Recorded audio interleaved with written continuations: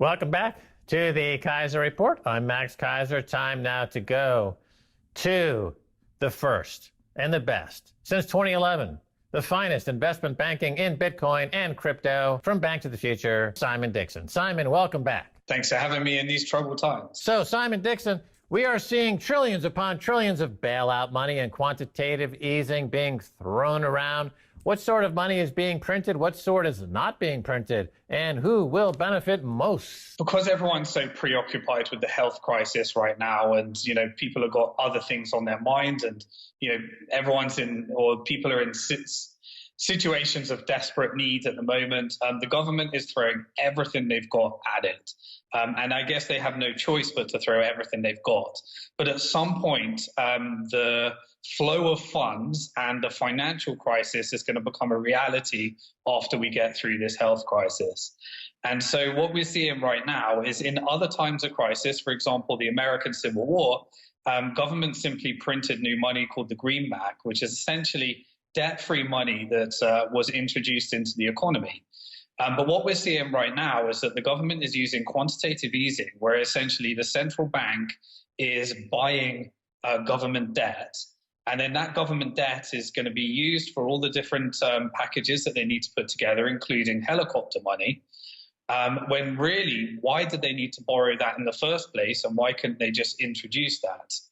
We're getting lots of interesting questions. They were debating whether accounts for these individuals were going to actually be created directly at the Fed, giving individuals the ability to have a Fed account, which really got a lot of pushback from obviously the banking community that would much rather this be created in the normal way, business as usual, with a bank in the middle. So the flow of funds are going to really unquestionably have so many consequences, especially as we enter into the inevitable financial crisis after we get through this health crisis challenge. You have a background in banking. You've been a Bitcoin and crypto banker since 2011. You wrote the book, Bank to the Future, and you outlined a lot of these issues with banks, and you've been studying money for decades now. I want to ask you a theoretical question and get your thoughts. In my view, as you've described the situation with all this money printing and debt monetization, and the government and the central bank taking control of the majority of the sovereign bond market, the majority of the corporate bond market, the majority of the mortgage-backed security market, and the majority of the stock market, are we not setting ourselves up for what some might call like neo-feudalism, where you've got a few central authorities with 99.8% of all stocks and bonds in existence, and then everyone else is living essentially like a peasant? So you just have peasants and lords. I mean, think about that for a second. I'll move on. I got some other questions. So the Bitcoin halving arrives next month, Simon Dixon. Some call it quantitative tightening. Each block will be reduced to 6.25 Bitcoin from 12.5 Bitcoin. In rewards, tell us what you expect from this, Simon. So we're going to see a two-tiered economy. It's just what we're experiencing right now. We're seeing ever more control and something that looks increasingly more like communism from traditional fiat money, as the government is essentially leveraging these assets and balance sheets in order to actually accumulate all the world's assets. In this situation, I don't think they have any other choice either.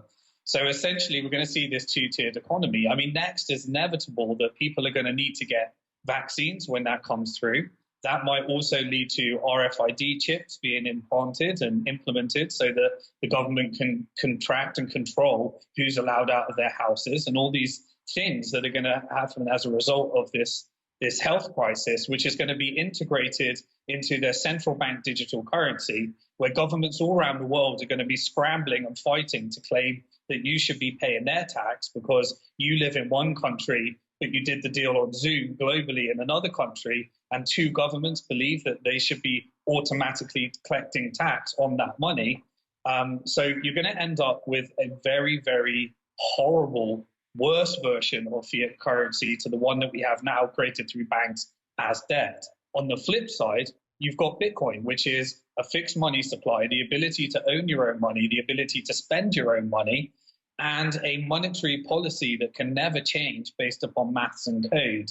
So people are going to have these choices as fiat currency gets worse and worse, but obviously has the stability that in a very unstable market like today allows you to spend the goods.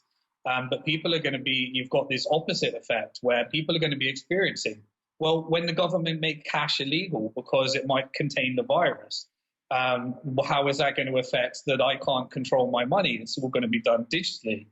And, people are going to be able to contrast these effects when they try and send it to a Bitcoin exchange and the bank says you can't send it. People are going to learn for the first time. Kraken had a 98% increase in USD deposits at their exchange because people are exiting fiat and putting that in Bitcoin.